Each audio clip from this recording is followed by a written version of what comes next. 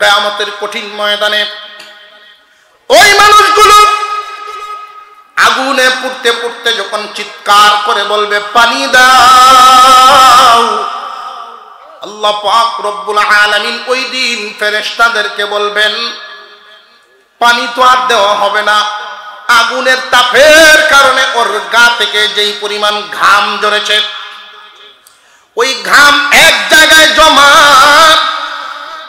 আগুনের বেদ দিয়ে আঘাত করার কারণে রক্ত বেঁধেছে। এই রক্ত ঘামের সাথে গিয়া মিশ্রিত হয়ে জমা, আঘাতপ্রাপ্ত জায়গা থেকে যখন পুজ নির্গত হবে, এই পুজ এক জায়গায় গিয়া জমা। মুসলমান ইমানদার ভাইরা আমার, অনেকেই মনে মনে ভাবতে পারে এই 3.5 হাত বডিতে রক্ত পুজ পানি হইলে আর কি হবে। না, জাহান্নামের ভিতরে একজন পাপিষ্টের বডি এমন থাকবে না, বিশাল আকৃতি ধারণ করবে। এই বডির থেকে রক্ত পুজ আর ঘাম পানি একসাথে যখন জমা করিয়া টকবক করে গরম করবে, আর সে যখন চিৎকার করতে থাকবে পানি দাও পানি দাও, আমার গলা শুকায় গেছে, তখন ফেরেশতারা ওই 3 জাতীয় বস্তু একসাথে গরম করে, রক্ত পুজ পানি একসাথে গরম করে তার মুখের মধ্যে ডালিয়া দিব। 2টা টুট এইভাবে মিলিয়া, একটা টুট নিচে পড়বে আর একটা টুট উপরে উঠিয়া যাবে। এই শাস্তি শুধু একবার 2বারের নয়। ওই পানিটা যখন তার ভিতরে চলিয়া যাবে, নারী ভূমি নারী বুড়ি সব গলিয়া গিয়া পায়খানার রাস্তা দিয়া নির্গত হবে। যন্ত্রণাদায়ক শাস্তি। যারা আল্লাহর বিরুদ্ধে অবস্থান নিবে, রসুলের বিরুদ্ধে অবস্থান নিবে, সাবধান জানিয়া রাখবেন, অনেক মুসলমানের সন্তান মুসলমান হইয়া, মুসলমানের সন্তান মুসলমান হইয়াও শয়তানের দুখায় পরে অনেক সময় ভুল পথে পা বাড়ায়া দেয়। সাবধান হয়ে যাও মুসলমান ভাই। আল্লাহ এবং রসুলকে যদি কষ্ট দেওয়া হয়, আল্লাহকে কষ্ট দেওয়া হয় কুফর শিরক এবং নাস্তিকতার মাধ্যমে, রসুলকে কষ্ট দেওয়া হয় রসুলের তরিকা অবমাননার মাধ্যমে, রসুলের তরিকার বিরুদ্ধে অবস্থান নেওয়ার মাধ্যমে। কেউ যদি এই অবস্থায় তুমি পৌঁছিয়া যাও, তোমার ঈমান থাকবে না, তুমি নামে মুসলমান থাকবা, দুনিয়ার থেকে বিদায় হওয়ার সময় ঈমান হারা হইয়া মরবা, আর ওই শাস্তি তোমার জন্য অপেক্ষা করব। মুসলমান ইমানদার ভাইরা আমার, হাদিসে কুদসির মধ্যে উল্লেখ করা হয়, এই জমিনে একজন মানুষ যখন শিরিক করে তখন আল্লাহ আঘাত পান, আল্লাহ কষ্ট পান।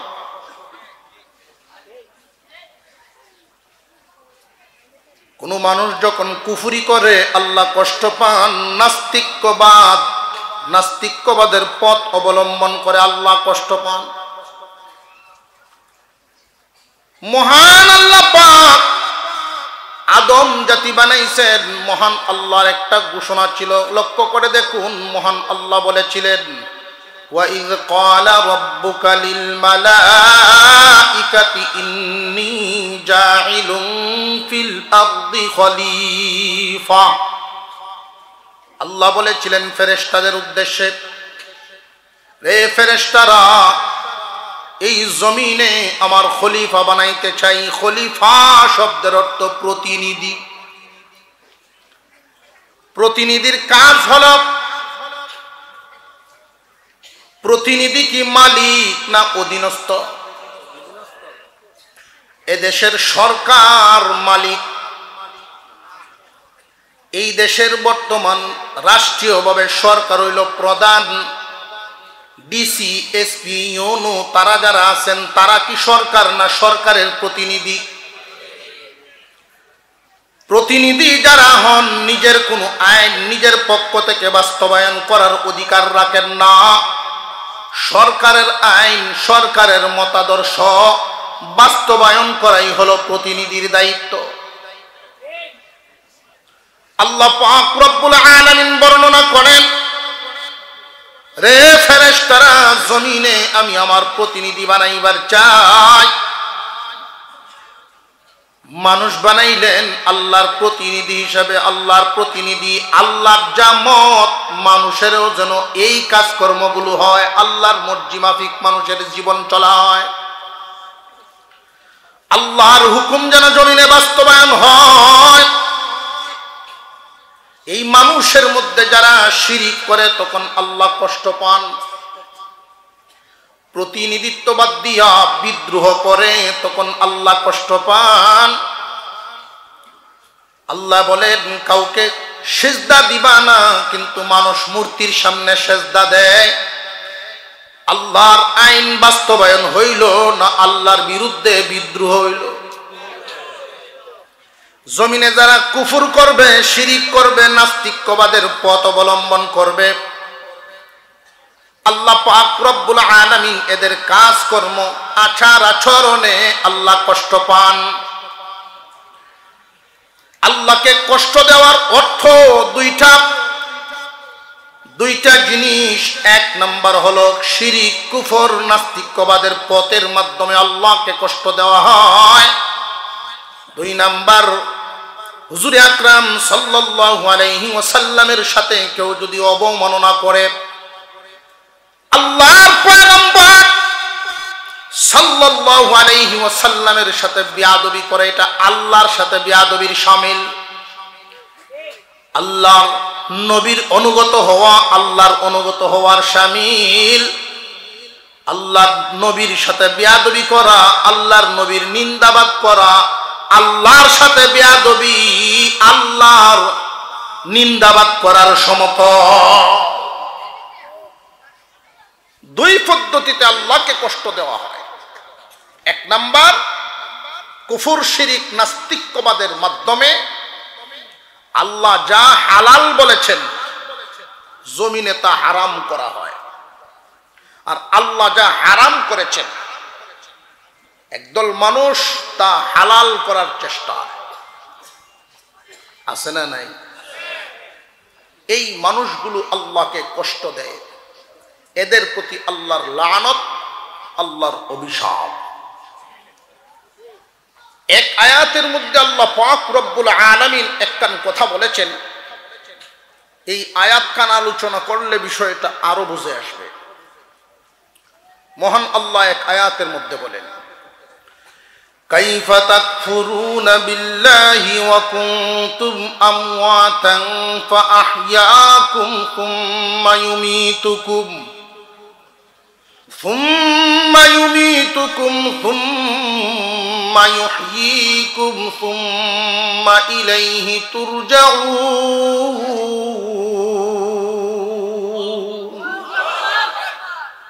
আল্লাহ পাক রব্বুল আলামিন বলেন, কেমনে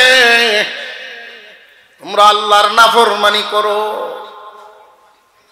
কেমনে কুফরি করো, কেমনে শিরিক করো, কেমনে নাস্তিক্যবাদ অবলম্বন করো, নাস্তিকদের পথ অবলম্বন করো, কেমনে রে বান্দা তোমার নাম নিশানা আজ থেকে 100 বছর আগে এই দুনিয়ায় ছিল না। আমরা এখানে যারা আছি এমন কি কেউ আসেননি যে 100 বছর আগে আমাদের নাম নিশানা ছিল? আরো জোরে কোন। দুনিয়ার জমিনে আমরা আসব এই খবর যখন শুধু প্রচার হয়, মা শুধু জানাইছেন নতুন মানুষের আগমন হবে, সুসংবাদ। এই সংবাদ শোনার পরে মা খুশি, বাবা খুশি, আত্মীয় স্বজন সবাই খুশি, ঠিক না বেটি? মার জন্য আঙ্গুর আপেল বাবায় নিয়ে আসে, আদর করে। দাদার নানা দুজনের মধ্যে মনোমালিন্যতা ছিল, ওইটাও মিটে গেছে। বাজারে সাক্ষাৎ, একজনকে আর একজন ডাক দিয়া কয়, আর ঘুষাঘুষির সময় নাই, নতুন মেহমান আইতেছে। হয় না? সবাই খুশি, কিন্তু তুমি বান্দা মার গর্বে কেমনে থাকবা, কি খাইবা, এই চিন্তা কেউ করে নাই। এই ব্যবস্থা করেছি আমি আল্লাহ।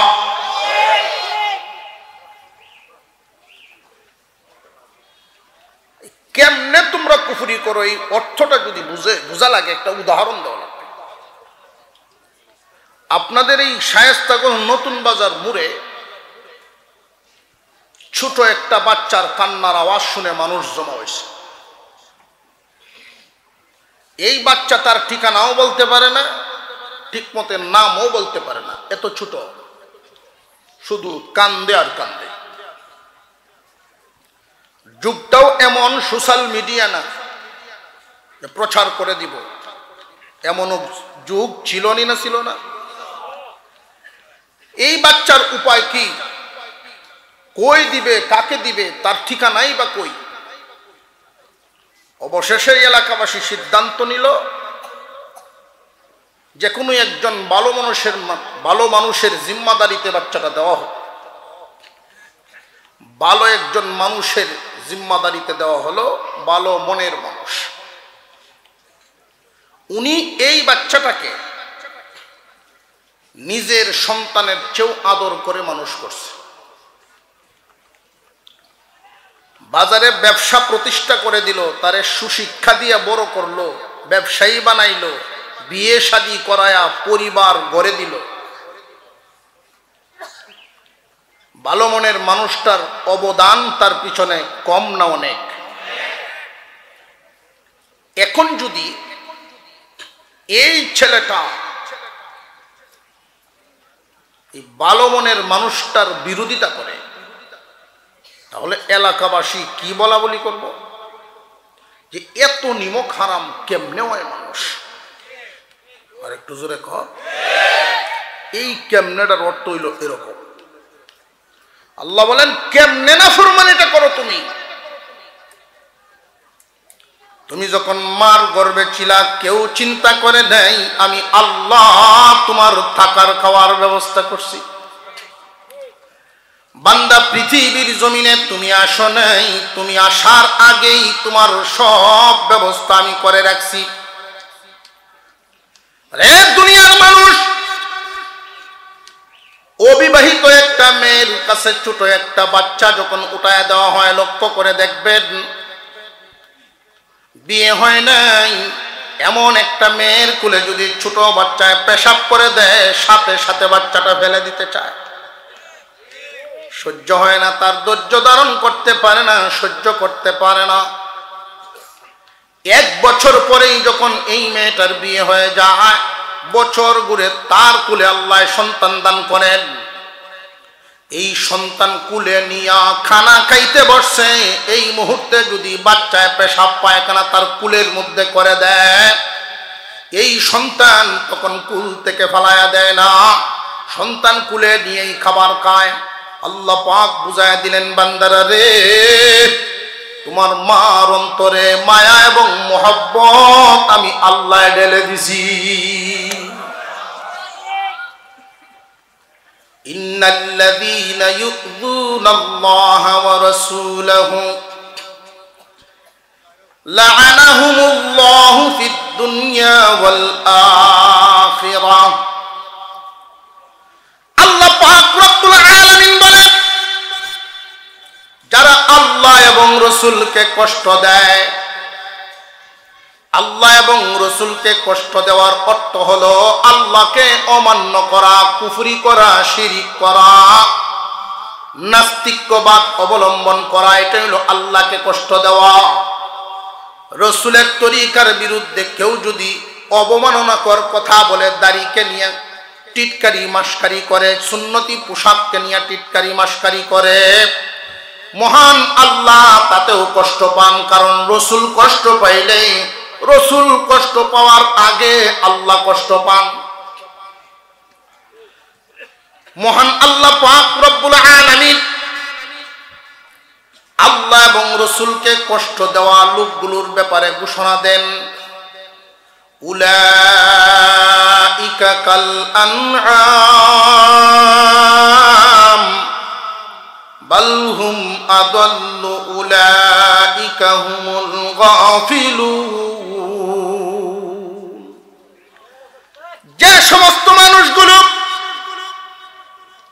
আল্লাহ এবং রাসূলকে কষ্ট দেয়, কিসের মাধ্যমে? কুফরি করার মাধ্যমে, শিরিক করার মাধ্যমে, নাস্তিক্যবাদের মাধ্যমে, হুজুর সাল্লাল্লাহু আলাইহি ওয়াসাল্লামের সুন্নতের বিরোধিতা করার মাধ্যমে। আল্লাহর রসুলের আদর্শের বিরোধিতা করার মাধ্যমে আল্লাহ এবং রসুলকে যারা কষ্ট দেয়, আল্লাহ রাব্বুল আলামিন এদের ব্যাপারে কুরআনুল কারীমে ঘোষণা দেন, ও দুনিয়ার মানুষ, যদিও দেখা যায় ওরা তোমাদের সমাজেই বসবাস করে, ওরা তোমাদের সাথে উঠা বসা করে, তোমাদের সাথে জীবন যাপন করে, দুনিয়ার জমিনে ভালো সম্মান নিয়ে মর্যাদা নিয়ে বসবাস করে, তোমরা জানিয়া রাখবা আমি আল্লাহর ঘোষণা, যদিও তোমাদের নজরে ওরা দেখতে মানুষের মতো দেখা যায়, আমি আল্লাহ ঘোষণা দিলাম, উলাইকা কাল আনআম, ওরা চতুষ্পদ জানোয়ারের মতো, বরং এর চেয়ে নিকৃষ্ট। হোক না শিক্ষিত যদি নাস্তিক হয়, হোক না শিক্ষিত যদি মুশরিক হয়, হোক না শিক্ষিত যদি বিধর্মী হয়, খ্রিস্টান ইহুদিরা আল্লাহর সন্তান সাব্যস্ত করার মাধ্যমে আল্লাহকে কষ্ট দেয় শিরিক করিয়া। এই সমস্ত ব্যক্তিদের ব্যাপারে আল্লাহর ঘোষণা চতুষ্পদ জানোয়ারের মতো। অনেকেই মনে করতে পারে এরা অত শিক্ষিত। জেনে রাখবেন, এই জমিনে কেউ জানতে জানতে জান্নেওয়ালা হয়, আর কেউ জানতে জানতে জানোয়ার হয়। জানতে জানতে জান্নেওয়ালা কারা, আর জানতে জানতে জানোয়ার কারা?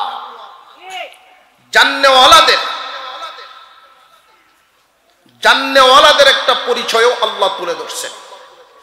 কুরআনুল কারীমের আরেক আয়াতে আল্লাহ বলেন, الذين يذكرون الله قياما وقعودا وعلى جنوبهم ويتفكرون في خلق السماوات والأرض ربنا ما خلقت هذا باطلا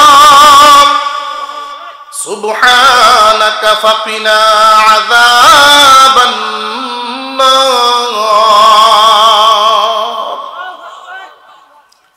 আল্লাহ পাক রব্বুল আলামিন জানতে জানতে জান্নেওয়ালাদের একটা পরিচয় তুলে ধরেছেন, জ্ঞানী লোকদের পরিচয় তুলে ধরেছেন। সত্যিকারের জ্ঞানী লোক হইল তারা বসা অবস্থায়, দাঁড়ানো অবস্থায়, শুয়া অবস্থায় হামেশাই আল্লাহকে স্মরণ রাখে, আল্লাহর কথা বলে না তারা, অর্থাৎ আল্লাহর বিরোধিতা করে না তারা। আসমান এবং জমিনের মাঝামাঝি যা কিছু আছে তারা লক্ষ্য করে দেখে, আল্লাহর নিদর্শন দেখা যায়, আল্লাহর কুদরত সব কিছুর সাথেই মিশে আছে। এই জ্ঞানী লোকগুলো যখন গাছের পাতাগুলোর দিকে তাকায়, এক পাতার নকশা আরেকটা পাতার নকশার সাথে কোনো মিল নেই। একটা পাতার নকশা আরেকটা পাতার সাথে মিল পাইবেন জীবনে? কোন কারিগরে বানাইলেন? আওয়াজ দিয়া বলেন উনি কে? আল্লাহ সুবহানাহু তাআলা। জ্ঞানীগণ চিনতে পারেন আমার আল্লাহ বানাইছেন। কোনো পরিশ্রম নাই, কোনো খাটাখাটি নাই, শুধু কোন বলেছেন তো ফায়াকুন হয়ে গেছে। মহান আল্লাহ পাক রব্বুল আলামিন এই জগৎ বানাইলেন, প্রত্যেকটা প্রাণী বানাইছেন। একটা প্রাণীর অবয়বের সাথে আর একটা প্রাণীর অবকাঠামো মিল নাই, একটা গাছের সাথে আর একটা গাছের কোনো মিল নাই, একটা ফলের সাথে আর একটা ফলের কোনো মিল নাই। রে বান্দা, লক্ষ্য করে দেখো, এই দুনিয়ার জমিনটাকে আমি এমন ভাবে সাজাইলাম, তোমার বসবাসের যোগ্য করে সাজাইলাম। আল্লাহ পাক রব্বুল আলামিন এই জমিনকে বিছানা বানায়া দিবেন। আল্লাযীন ইয়া আইয়ুহান নাস উ'বুদু রাব্বাকুমুল্লাযী খালাকাকুম ওয়াল্লাযীনা মিন ক্বাবলিকুম লাআল্লাকুম তাত্তাকুন আল্লাযী জা'আলা লাকুমুল আরদা ফিরাশা ওয়াস সামাআ বিনাআ ওয়া আনজালা মিনাস সামাঈ মাআ فأخرج به من الثمرات رزقا لكم فلا تجعلوا لله أندادا وأنتم تعلمون আল্লাহ বলেন এই জমিনটারে আমি বিছানা বানাইলাম। বিছানা, বিছানা কেন বললেন? বিছানা হলো আরামের জায়গা। একজন মানুষের আরামদায়ক ভাবে এই জমিনটারে আল্লাহ বানাইছেন। দুনিয়ার মানুষ এই জমিনকে আল্লাহ এত শক্ত করেন নাই যে তোমরা হাল চাষ করতে পারবা না, প্রয়োজনে একটা খুঁটা গাঁথতে পারবা না, এমন শক্ত তিনি করেন নাই। আর এত নরমও করেন নাই যে হাঁটিয়া চললে পা দেবে যাবে, ট্রাক ভর্তি মাল নিয়ে গেলে ট্রাক দেবে যাবে, 100 তলা বিল্ডিং বানাইলে নিয়ে দইসে যাইব, এমন নরমও করেন নাই। মহান আল্লাহ পাক রব্বুল আলামিন এই জমিনটারে এত সুন্দর করে তোমার বসবাসের উপযোগী করে বানায়া রাখছেন। আসমান থেকে বৃষ্টি বর্ষণ করেন, বৃষ্টির পানি দিয়ে জমিনটারে তিনি সজীব করার জন্য জমিনকে উপযুক্ত করেন। এই জমিন থেকে তোমার জন্য শাক সবজি গাছ এগুলো বের করে আল্লাহ পাক রব্বুল আলামিন এত নিয়ামত দিলেন, এরপরেও তুমি আল্লাহ বলে যাও। আল্লাহ বলেন ওরা চতুষ্পদ জানোয়ারের চেয়েও নিকৃষ্ট। চতুষ্পদ জানোয়ারের চেয়ে নিকৃষ্ট যে বললেন, আমরা চতুষ্পদ জানোয়ার 4 পায়া যত জানোয়ার চিনি, এর মধ্যে সমাজে নিকৃষ্ট প্রাণী হিসেবে পরিচিত কোনটা? কুকুর। এই কুকুর নিকৃষ্ট প্রাণী ভাই। অথচ কুকুরের একটা সিফত আছে, বেশ কয়েকটা গুণ কিতাবের মধ্যে উল্লেখ করা হয়। একটা গুণ যদি মানুষের মধ্যে আসে তখন এই মানুষটা আল্লাহর ওলি হয়ে যেতে পারবে। হইতাম নি? এর মধ্যে একটা গুণ হইল মালিককে খুব শ্রদ্ধা করা, মালিককে মানা, প্রভুভক্ত। বাড়িওয়ালা তার জন্য আলাদা কোনো বিছানার ব্যবস্থা করেন, কুকুরের জন্য আলাদা কোনো ঘর বানায় না। অথচ এই মালিক যদি বল মাছ বাজার থেকে কিনে লই আইয়ে আর কুকুরে দেখে, সে খুব খুশি হয়। যখন রান্না বান্না শুরু হয় খুশির ঠেলায় আরো 2-4 বন্ধু বান্ধব দাওয়াত দেলায়, আয়োরিস খাওয়ান আছে। দেখছেন না আপনার বাড়ির সাইডে আরো 2-3 জন ঘুরতেছে, সাথী সঙ্গী আইছে, দাওয়াতি মেহমান আপনার না তার, খুশিতে দাওয়াত দিচ্ছে। যখন রাত্রে আপনি খাওয়া শুরু করলেন, সে বাহির থেকে মাঝে মাঝে আওয়াজ দেয়, বুঝায় যে আমিও আসি, আপনার ভোরেরটা আমার। তো বিবি সাহেব ভিতর থেকে ফতুয়া দেবে দিছে, রাত্রে বাইরে কিছু ভালানি নাই। কুত্তায় বাইরে থেকে দিছো বেটি সর্বনাশ করিলে আমার। এই যে ফালাইলো না বাহিরে, এই জন্য কুকুর কি রাগ করে বাড়ি ছেড়ে দেয়? সে খাইতে পারলো না, এই জন্য রাগে পাহারাদারি ছেড়ে দেয়। এই রাত্রে যদি কোনো চোর ঢুকে অনায়াসে তাকে সাথ দিবে। নিজের পেটের ক্ষুধাও সহ্য করে, মনের জ্বালাও সহ্য করে। মনের জ্বালা কোনটা? ইজ্জত গেল তার, বন্ধু বান্ধব দাওয়াত দিয়েছেন, তার কাছে বোঝায় বোঝায় সরিতে জাগারে আজকে হইল না, পেঁচ লাগিয়ে গিয়া তো তারার হতো জায়গা, সে তো আর বাড়ি ছাড়ে না। 10টা বাজে ঘুম থেকে আপনি উঠলেন, বারান্দায় কুকুরটা শুয়ে আছে সারা রাত পাহারা দিয়া। এই সময় আপনি কুকুরকে যদি একটা পাড়া দেন, তার লেজেই হোক তার গায়েই হোক, উচিত হইল আপনার উপরে সে ঝাঁপায় পড়া। কিন্তু সে আপনার উপরে ঝাঁপাইবে দূরের কথা, লেজটা ফেলাইয়া ঘাড় বাঁকা করে দূরে চলে যায়। আপনার দিকে সে শুধু আফসুস করে একটা আওয়াজ দিয়া যায়, মালিক আমি তোমারে চিনলাম, তুমি তোমার মালিক চিনলাম। আমি তো সারা রাত পাহারা দিছি, তুমি তো ফজর কাজা করে ঘুমায় গেছো। মালিকে তোমারে বল মাছ খাওয়াইলো, তুমি ফজর পড়ো নাই, আর আমি কাটার আশায় ছিলাম, কাটাও পাই নাই, এরপরেও পাহারাদারি ছাড়ি নাই।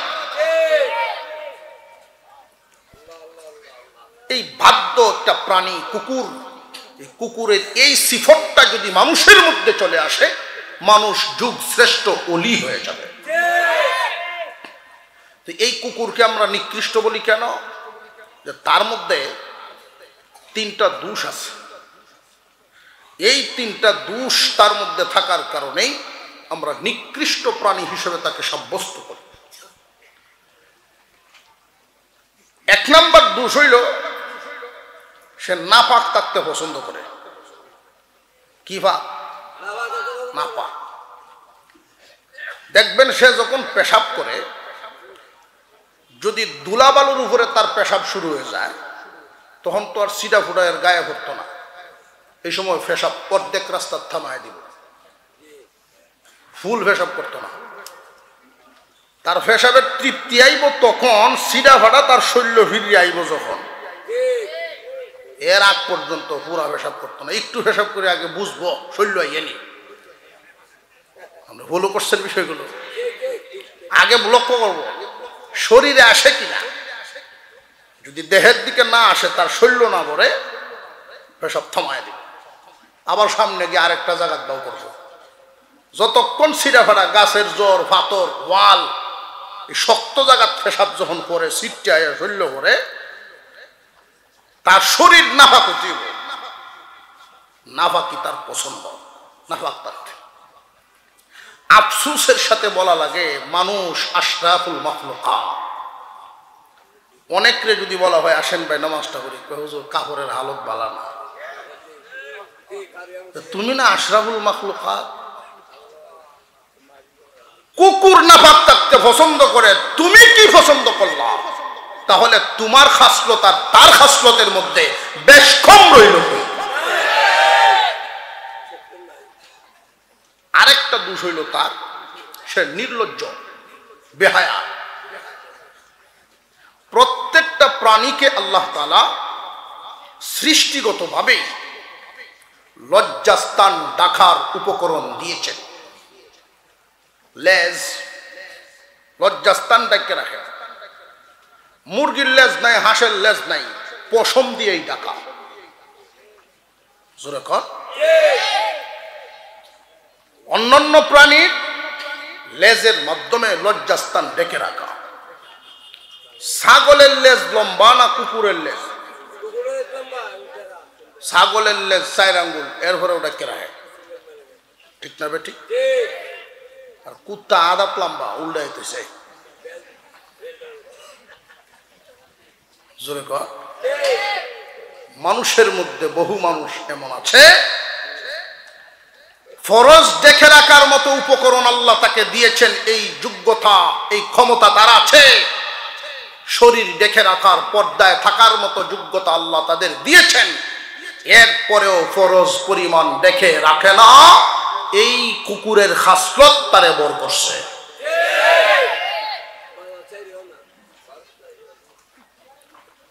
পুরুষের জন্য দায়মি ফরজ, দায়মি ফরজ 2টা। সর্বদা ঈমানের হালতে থাকা, নাভির উপর থেকে হাঁটুর নিচ পর্যন্ত হামেশা ঢেকে রাখা। অনেক মানুষ প্যান্ট পরে নাভির নিচে, আছে না নাই? আমি এমনও দেখতেছি আমাদের ইয়ং জেনারেশন প্যান্ট পরতেছে ইদানি। তোমাদেরকে কোন কালচারে পায়া বসলো? প্যান্ট এত টানা টানে, আদা ভাষা উদাম, উপরের গেঞ্জি দে ডাকে, গেঞ্জি দে ডাকন লাগে, প্যান্টে না। হুজুর এটার হাইটই কম। হাইট কম, তুমি এদের পিছনে যাও কেন? তোমার কি এটা বুঝে আসে না? এই পোশাকটা মুসলমানদের পোশাক না, এই পোশাকটা ইহুদি খ্রিস্টানদের পোশাক। যাও কেন? ওই পোশাকটা বানাই সেই নির্লজ্জ বানানোর জন্য। সামনেদের টুকরা টাকরা নাই।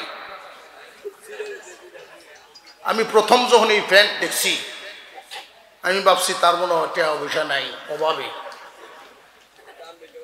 হুজুর 3 ফ্যান্টের সমান এটার দাম। আশ্চর্য ব্যাপার, কোন রুচি? তখন আমার বুঝে আইছে এই লোকদেরকে মানে কুকুরের যেই খাসলাত, কুকুরের যেই রুচি, এই রুচি বর করছে। উলঙ্গ করে ছাড়বে জাতি, ইহুদি খ্রিস্টানদেরকে যারা ফলো করবে উলঙ্গ করে ছাড়বে। জেনে রাখবা, আল্লাহ আমাদেরকে ইজ্জত দিয়েছেন, ইমানদারের ঘরে জন্ম দিয়েছেন, আখিরি জামানার পয়গম্বরের উম্মত বানিয়েছেন, আমাদের কুরআন সুন্নাহ আমাদের রাস্তা দিয়েছেন। যদি তুমি ভুল করে স্লিপ কাটো, তাহলে তোমার এই দুনিয়া এবং আখিরাত উভয় জাহান বরবাদ হয়ে যাবে।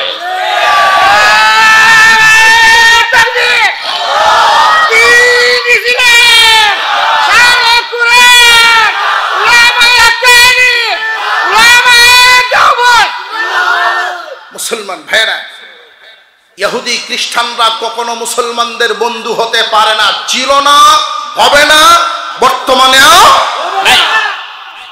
ছিল না, নাই, হবেও না। এটা আল্লাহ কোরআনে বলে দিয়েছেন। আল্লাহ কোরআনে বলেছেন, যতক্ষণ পর্যন্ত তোমাদের চলাফেরা, রুচি সমস্ত কিছু তাদের সাথে না মিলবে, যতক্ষণ পর্যন্ত তোমাদের আচরণ, তোমাদের পোশাক আশাক, তোমাদের আদর্শ এদের সাথে না মিলবে, ওরা তোমাদের বন্ধু বানাবে না।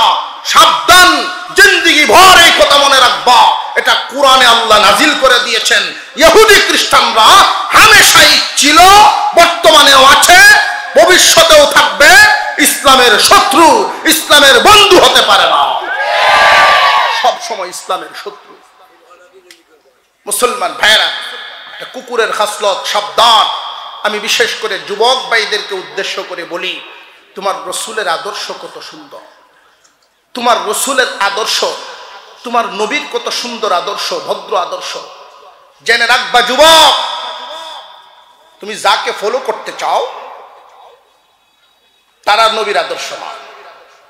তোমার রসুলের আদর্শ তুমি ফলো করো, তোমাকে অন্যরা ফলো করবে। যেই দিন আমিনা হালিমাতুস সাদিয়ার কুলে উঠায় দিয়েছিলেন আপনার আমার পয়গম্বরকে, শিশু মুহাম্মদুর রাসূলুল্লাহ সাল্লাল্লাহু আলাইহি ওয়াসাল্লামকে কুলে নিয়ে হালিমাতুস সাদিয়া একটা উট, স্বামী স্ত্রী দুইজন উটের উপরে সওয়ার হইছে। প্রথমে স্বামী সামনে, স্ত্রী বসছেন পিছনে। আশ্চর্য ব্যাপার, উট সামনের দিকে কদম বাড়ায় না, আবার আসন পরিবর্তন করে হালিমাতুস সাদিয়া আপনার আমার শিশুর নবীকে নিয়ে যখন সামনে বসছেন, তখন উটের গতি আগের চাইতে দ্বিগুণ বেড়ে গেছে। ঐতিহাসিকগণ বলেন, জানিয়া রাখো নবীর উম্মত, আখিরি জামানার পয়গম্বরের উম্মতরা জানিয়া রাখো, হালিমাতুস সাদিয়া কুলে নিয়ে সামনে বসার কারণে উটের গতি শুধু বেড়ে যায় নাই, এখান থেকে শিক্ষা হলো কিয়ামত পর্যন্ত যেই মানুষটাই মুহাম্মদুর রাসূলুল্লাহ সাল্লাল্লাহু আলাইহি ওয়াসাল্লামের আদর্শকে তার জীবনের সামনে রাখতে পারবে, জীবন চলার সময় তার সামনে সামনে নবীজির আদর্শ রাখবে, তার চলাচল অন্যদের চাইতে গতিবিধি বাড়িয়া যাইব, অন্যদের চাইতে ভিন্ন হবে। হুজুর সাল্লাল্লাহু আলাইহি ওয়াসাল্লামের তরিকা সব সময় অবমাননার মধ্যে থাকে। লক্ষ্য করে দেখবেন, যারা ইসলাম বিরোধী কোন সময় টুপিরে সম্মান দিবে না, দাড়িকে সম্মান দিবে না, জানিয়া রাখবেন ওরা আল্লাহ এবং রসুলকে কষ্ট দেয়, চতুষ্পদ জানোয়ারের চেয়েও ওরা নিকৃষ্ট। কুকুরের 3 নাম্বার খাসলতটা বলছিলাম, হারাম খাইতে পছন্দ করে। কি খাইতে? হারাম। এক জায়গায় ছোট বাচ্চার পায়খানা, এক জায়গায় আপনি গুস্ততে বাত মাখায় কিছু, আপনার বাড়ির কুকুর আইছে, এই মুহূর্তে আপনি লক্ষ্য করে দেখবেন, এই গুস্ত বাত থইয়া এই কুকুর যাইব পায়খানা, তাকে কারণ এই সেন্ট এর বড় পছন্দ। কথা বুঝে আসতেছে? মানুষের মধ্যে কিছু মানুষ এরকম খাসলত পাইছে, হালালের চাইতে হারামে মনে করে আরাম। কথা বুঝে আসতেছে? যখন তুমি দেখবা হারামের চাইতে হালালের চাইতে হারামে আরাম লাগে, বুঝবা তোমার ইমানে রোগ ধরেছে। শীতকালে কেউ যদি কয় ফ্যান চান, সুস্থ না অসুখ?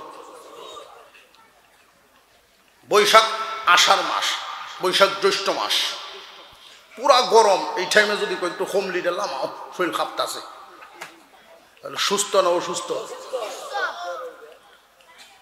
হারামে যদি তুমি মুমিন হইয়া আরাম পাও, বুঝবা তোমার ইমান অসুস্থ। পচা গান্দা নাপাক খাবার শুকুর এবং কুকুরের মানুষের না। পচা গান্দা নাপাক খাবার মানুষের জন্য না, কুকুর শুকুরের জন্য। কুকুর শুকুরে পচা গান্দা খাবার খায়া মোটা তাজা হবে, মানুষে খাইলে ধ্বংস হইব। কথা বুঝে আসতেছে? যদি দেখা যায় তুমি মুমিন হইয়া হারামে আরাম পাও, তাহলে ইমানের হালত বালানা। সত্যিকারের একজন ইমানদার হারামে কখনো আরাম পাইতে পারে না, হারামে কখনো আরাম মিলতে পারে না।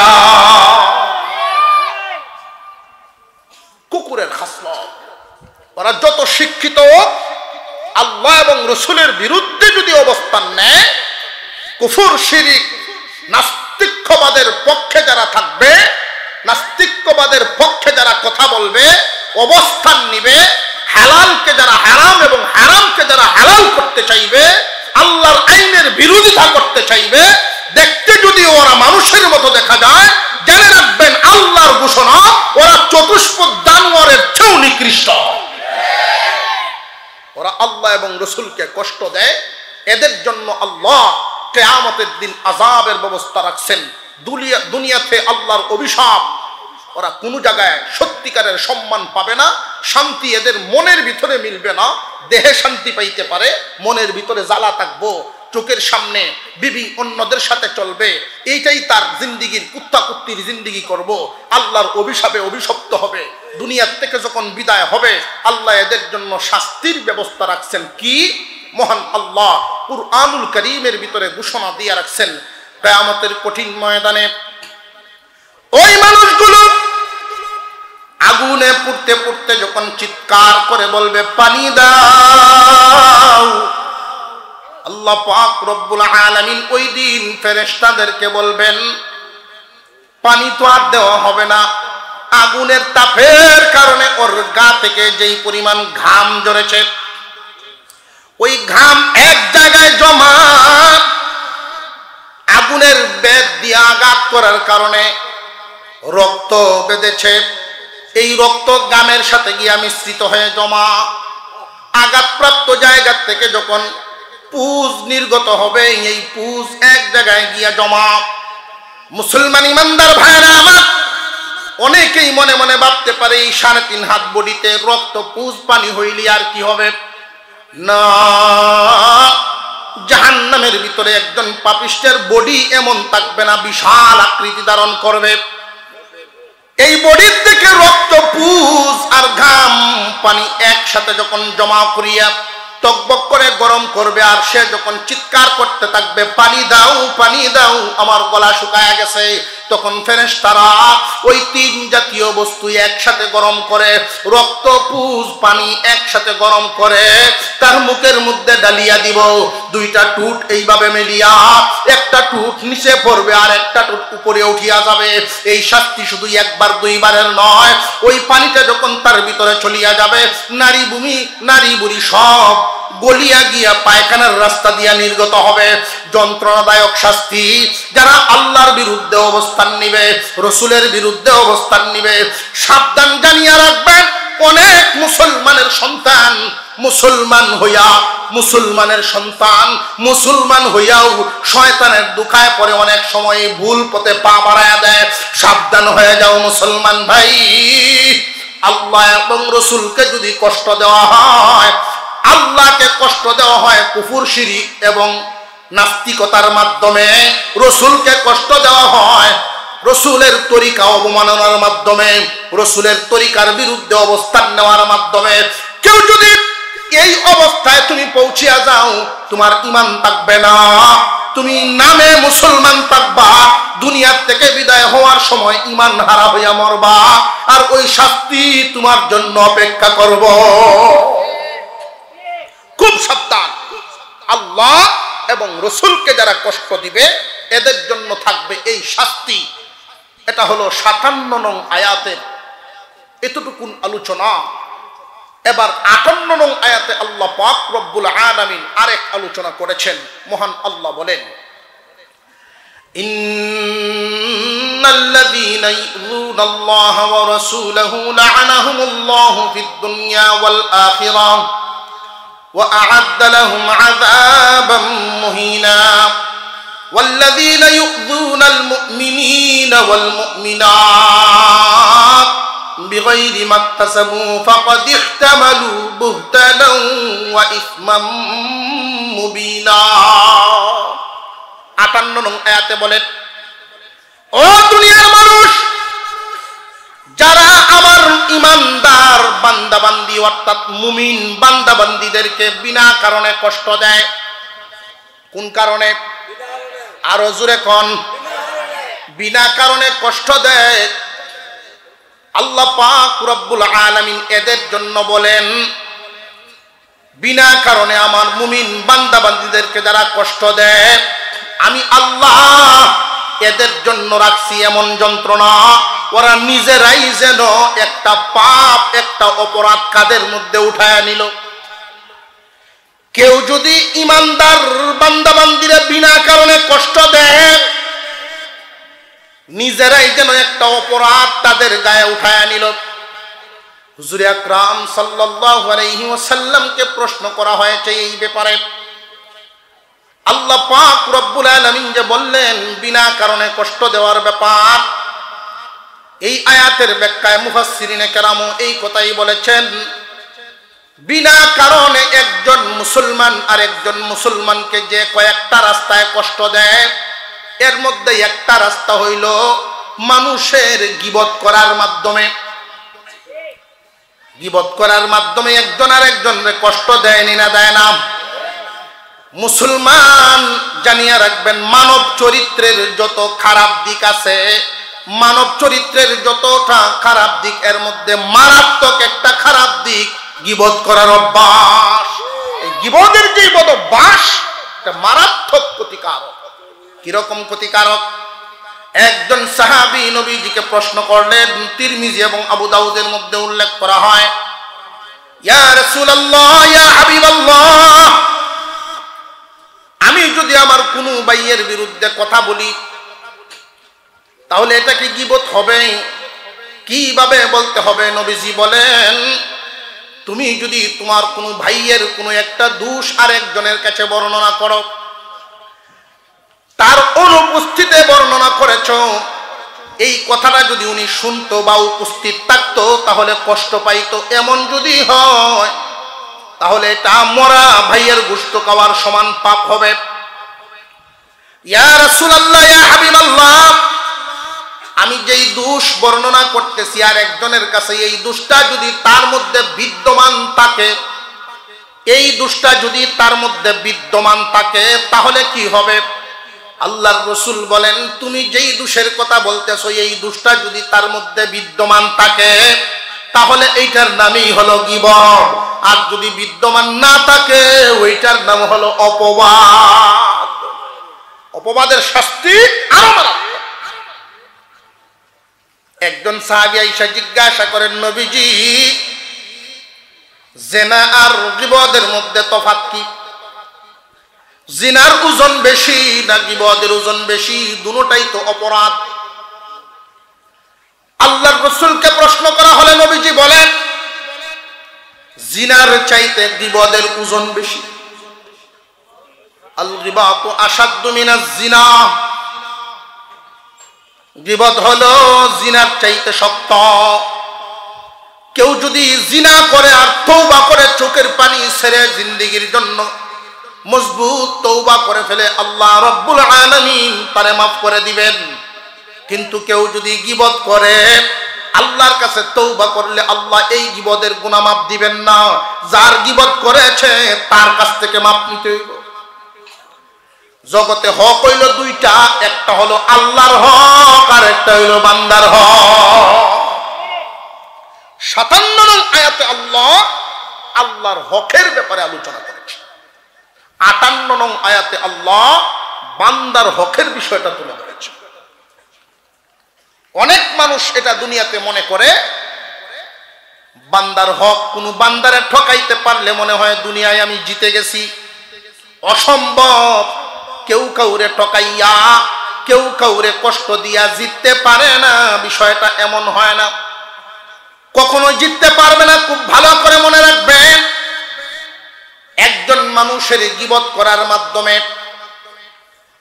ওই মানুষটার যে গীবত করলেন যত পদ্ধতি আছে, আয়েশা সিদ্দিকা রাদিয়াল্লাহু আনহা নবীজি সাল্লাল্লাহু আলাইহি ওয়াসাল্লামের আরেকজন বিবির ব্যাপারে কথা বলতেছেন, ইয়া রাসূলুল্লাহ, আমার অমুক বোন, আপনার যার একজন বিবি, আপনার উচ্চতা আর তার উচ্চতায় যায় না, উনি অনেক বাট্টি, অনেক খাটো।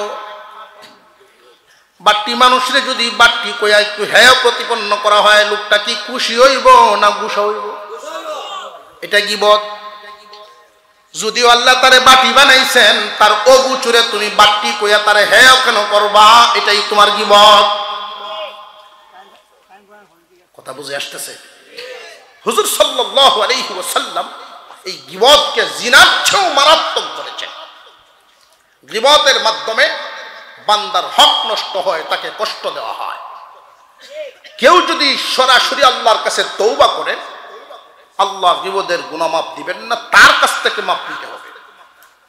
এখন এমত অবস্থায় মনে করেন যার গীবত করেছেন জীবনে কোনো একবার, এই লোকটা নাই, তার জন্য আপনি কিভাবে তার সাক্ষাৎ কই পাবেন, মাফি কেমনে নিবেন?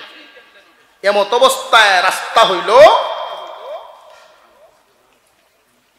বান্দার হক।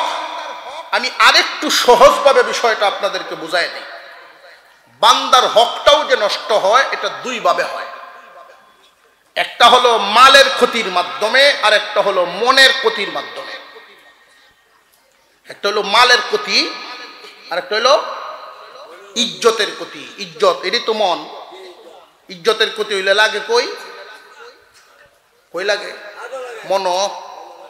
একটা হইলো মালের ক্ষতি, আর একটা হইলো মনের ক্ষতি। কেউ যদি কারোর মালের ক্ষতি করেন, খুতবায় একখান হাদিস তিলাওয়াত করেছিলাম, আল্লাহর রাসূল বলেন, قال النبي صلى الله عليه وسلم إن كانت له مظلمة لأخيه من عرضه أو شيء فليتحلله منه اليوم قبل أن لا يكون دينار ولا درهم إن كان له عمل صالح أخذ منه بقدر مظلمته وإن لم يكن له عمل صالح أخذت من سيئات صاحبه فحمل عليه। আল্লাহর নবী বলেন, রে আমার মায়ার বান্দারা, ওই দিনটা আসার আগেই দুনিয়ার মামলা দুনিয়ায় শেষ করিয়া যাইও। কোন দিন? যেই দিন দিনার এবং দিরহামের কোনো দাম থাকবে না। দিনার এবং দিরহামের কোনো দাম থাকবে না, এমন একটা দিন আমাদের সামনে আছে না নাই? ইয়াউমুল হিসাব, হাসরের ময়দান আছে না নাই? এই দুনিয়ার জমিনে একজনের ইজ্জত আপনি মারতে পারবেন, গায়বী মামলা দিয়ে সাজা কাটাইতে পারবেন। বিগাইরি মাকতাসাবু, এর অর্থ হলো মুমিন বান্দা বান্দির অপরাধ নাই কিন্তু সাজা দিছ, অপরাধ নাই কষ্ট দিছ, আছে না নাই? এমন আমার কাছে দোয়া চাইছে, সম্পর্কে উনি লাগে আমার মামা, আমি আলেম হওয়াতে উনি আমারে ডাকে মামা। দোয়া চাইতেছে, মামা একটু দোয়া করবেন। কি এর দোয়া বেটা? আমার বিরুদ্ধে পুলিশ মারা মামলা হয়েছে। করতে গেলে কেন বাবা? আমি হুজুর মারছি না, আমি সিল্লাত আসলাম। তুমি সিল্লাত আসলাম, তোমার নামে হইল কেমনে? দুই দলের ছেলেরা মারামারি করছে, পুলিশ গেছে ফিরাইতে। ওইখানে পুলিশরা এমন ভাবে মার খাইছে, খুব বেশি আহত হয়েছে। ওসি সাহেব খুব খেপছেন, চার্জশিট তৈরি করছেন, এফআইআর রেডি।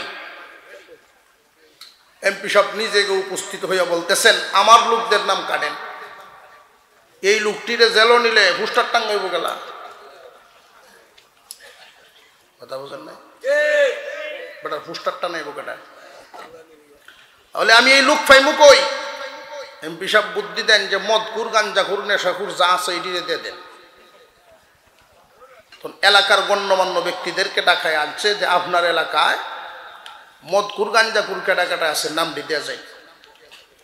গণ্যমান্য জঘন্য সবখানেই আছে।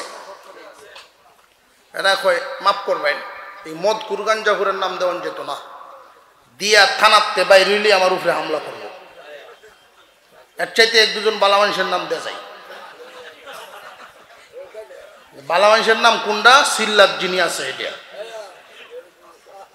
এটা সিল্লাতে আয়া তার বাড়িতে গেছে, বাবা যে আপনি বলে আমার নাম দিয়ে আইসেন, এটা কি কামটা করলেন আপনি? আমার মতো মানুষের আপনি পুলিশ মামলা দিলাই, কি কামটা করলেন?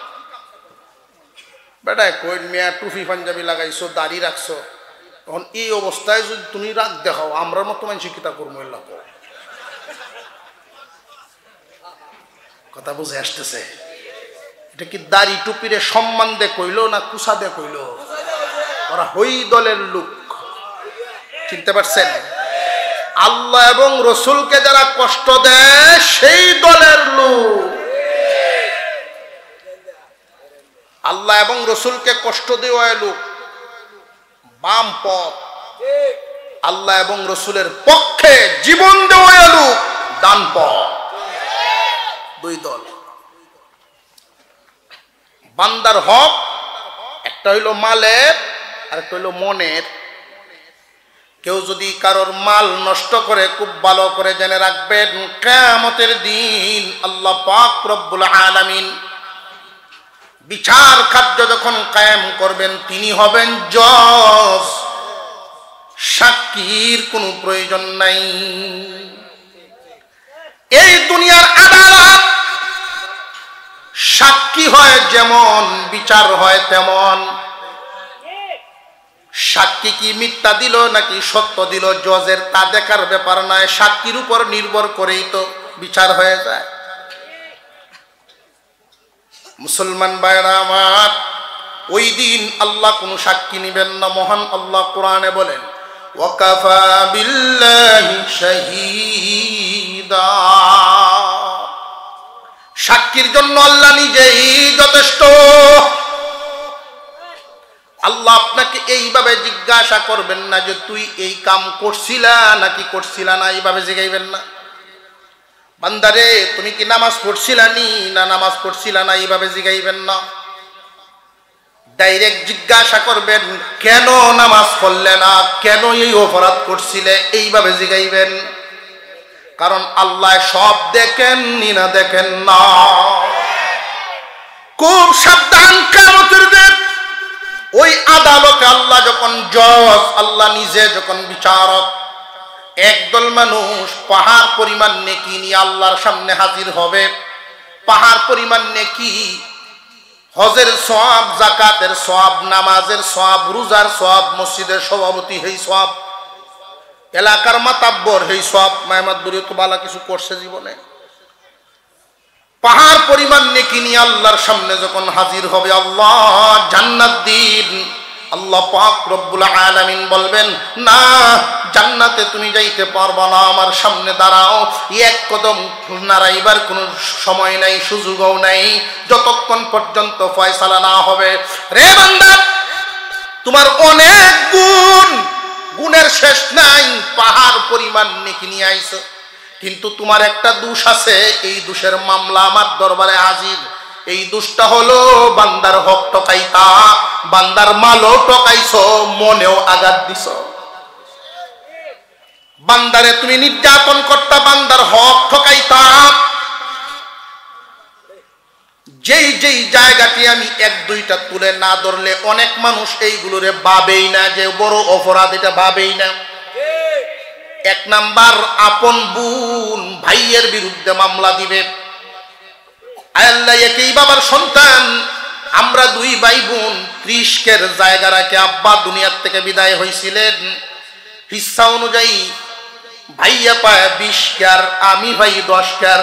আমার ভাই আমার 10 কের দেন নাই, আমার টকাইছে। এমন আদরের ভাই আছে না নাই? কিয়ামতের দিন আপন বোন আপন ভাইয়ের বিরুদ্ধে মামলা দিবে মাল টকানোর কারণে। 2 নাম্বার, স্বামীর বিরুদ্ধে স্ত্রীর মামলা হবে। আল্লাহ দেন মোহর ধার্য করা হয়নি না হয় না? বেশিরভাগই এইরকম আছে, খালি সারাটা জিন্দিগি ফার্মের উপরে কাটায় দেয়। কিয়ামতের দিন ছাড় পাবে না। আফসোসের সাথে একটা কথা বলতে হয়, যেটা শুরুতে বলছিলাম, আমাদের দেশের বেশিরভাগ বিয়া হয় বেদাত তরিকায়। দেন মোহর যে ধার্য করা হয়, বেটায় দিত পারবো নি না পারতো না, এই খবরেই লয় না। আমার এক মুসল্লি দোয়া চাকে, হুজুর দোয়া করবেন, চৌধুরী সাহেবের মেয়ে বিয়ে করাইছি। আপনি তো গত জমায় ছিলেন না, 10,10,010 টাকা কাবিন দিছি। আমি বললাম যে 10 টাকা কেন লাগে? এটা সিস্টেম রইল, আপনার সিস্টেম বুঝলাম। 10,10,000 যে দিলেন, ছেলে কি করে? কয় আমার আল্লাহর মাল হতে ফ্যাক্টরির চাকরি করে।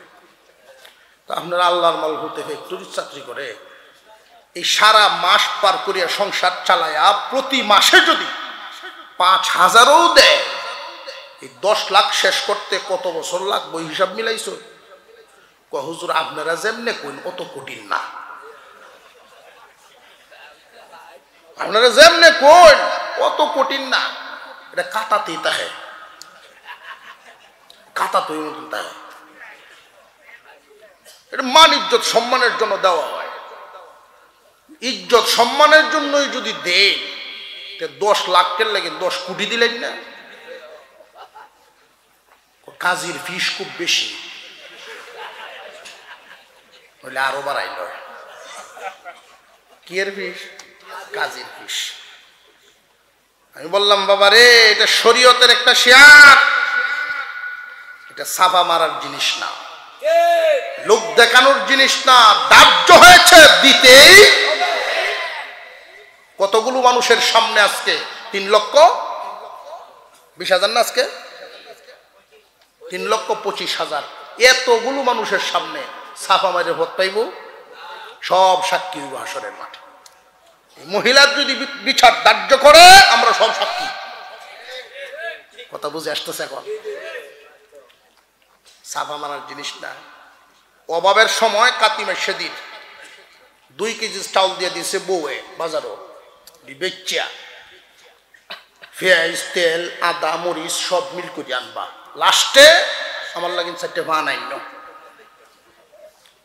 বাজারও নিয়ে 2 কেজি চাল বেচছে। নতুন বিয়াই আছে, রাস্তার দেখা হয়ে গেছে চাউল মলো। বিয়াই এই অভাবের সময় চাল মলে কিনা লাগিয়ে গেছে নাকি? কয় কোন কি? আপনি কোন কি? 2 মণ চাউল আনছিলাম বাজারও। আমি গৃহস্থ কি ছোট নাকি? 2 মণ চাউল আনছিলাম বাজারও, আরো মন 6 বেসন যাইব না, তাহলে তো আপনি শক্ত গৃহস্থ। এটা কি আসল কথা না সাফা? আনছে কয় কেজি? কয় এখন 2 মণ। তো ইজারাদার যে খাজনাওয়ালা, বাজারের ইজারাদার আছে না, খাজনা তুলে যে এই বেটা ফিসে হাত দেখো, ভাই সাহেব ভাই সাহেব আপনি 2 মণ চাউল বেচলেন, আমার পয়সাটা দিলেন না। একবার দেখে এই খাজনাওয়ালারে, আর একবার দেখে বেওয়াইবে। ছাপা মারে বিপদে পড়ছে না? 1 কেজির পয়সা দিয়েছে খাজনাওয়ালারে, দিয়া আর 1 কেজির পয়সাতে কোনো রকম পান আর নিতে আসছে না বাড়িতে, চেহারা ছবি খুব কালা। দুই সবজি কি ব্যাপার, আর আমার ফান কই, ফান কাউন লাগতো না।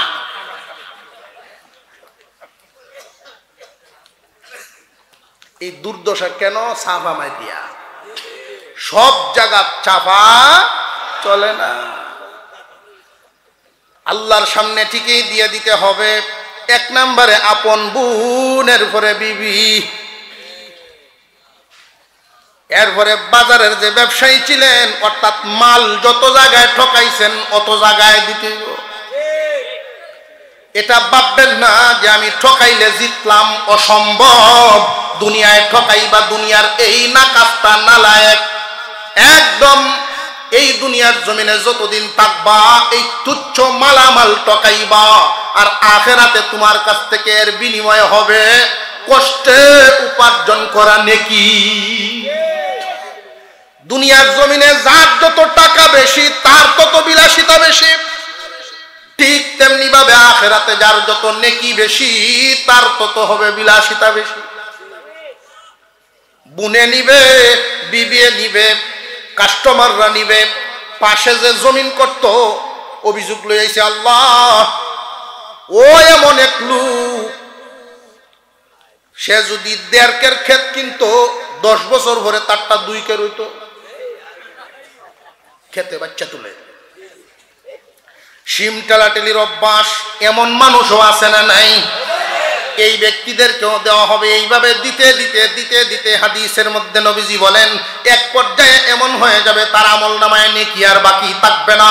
আরো এক দলাইব, আল্লাহ আমিও পাই। আল্লাহ বলবেন, এটা তো ইনসাফের আদালত, সুতরাং তোমার তো খালি হাতে ফেরত দেওয়া হবে না। নেকি নেই এই পরিমাণ গুনাহ মাইপা তার আমলনামায় দিয়া তুমি যাও জান্নাতে, তোমার গুনার সাজা কাটবো সে গিয়া জাহান্নামে। মাল ঠকাইবার সাজা আছে না নাই? والذين يؤذون الله والذين يؤذون المؤمنين والمؤمنات بغير ما اكتسبوا فقد احتملوا।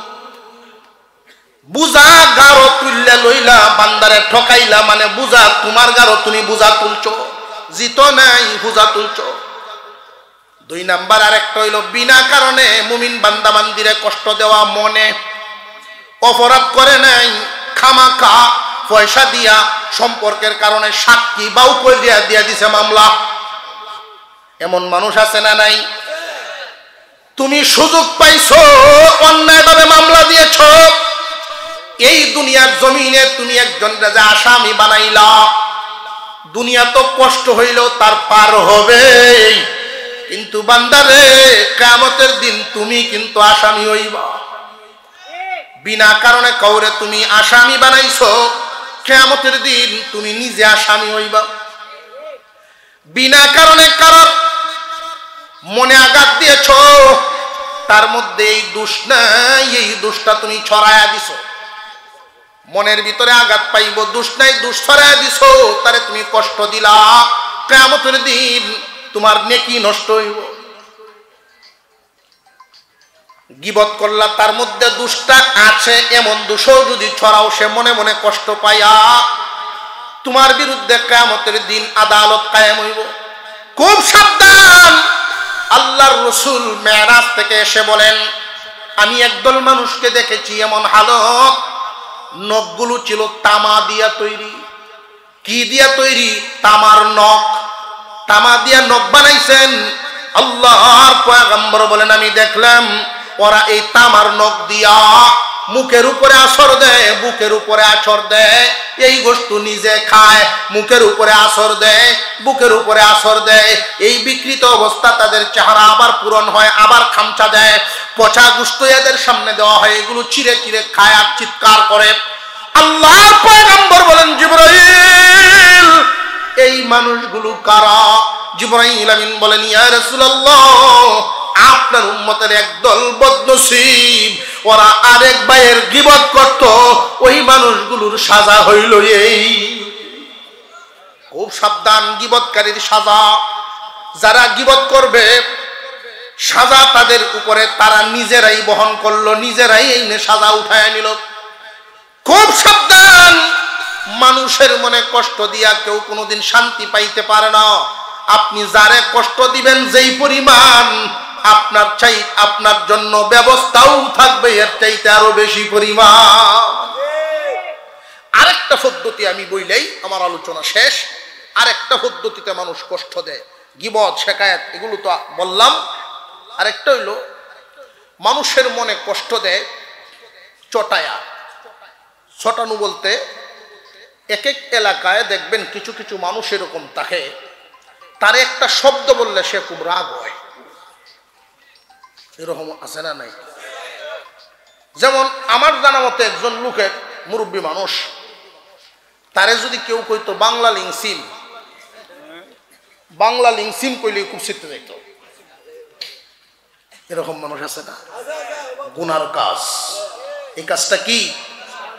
মূর্খতা, গুনার কাজ, ঠাট্টা বিদ্রুপ, কথা বুঝে টিটকারি দেওয়া। এই আঞ্চলিক ভাষায় আপনি বুঝাই দিলাম কি করা, এটা গুনার কাজ। ইস্তেমাত গেছে এই লোক মুরব্বী মানুষ, নেটওয়ার্কে তো প্রবলেম, বেশি মানুষ একত্রিত। তো আর একজন দুষ্ট লোক দূর থেকে দেখায় দিছে, এই যে মুরব্বী মানুষটা দাঁড়ানো, উনার কাছে গিয়ে জিগাই বাংলা লিংসিম নিয়ে আসে।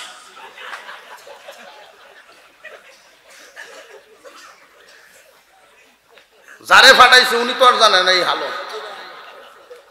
উনি গিয়া বলতেছে যে ভাইজান, আমার এই তো গ্রামীণ সিম কাম করে না, বাংলা লিংসিম আছে। বুঝতেই পারেন ইংরেজিতে শুরু হয়েছে ইস্তেমার নাটক। ফাটাইছে কেটে হেঁটে কোন আগে মানুষের তারা থামাইয়া পারে না। এইটাও গুনার কাজ। কি এর কাজ? গুনার কাজ। আল্লাহ আমাদেরকে সহি বুঝদেন, বলুন আমিন। আরো জোরে বলেন আমিন।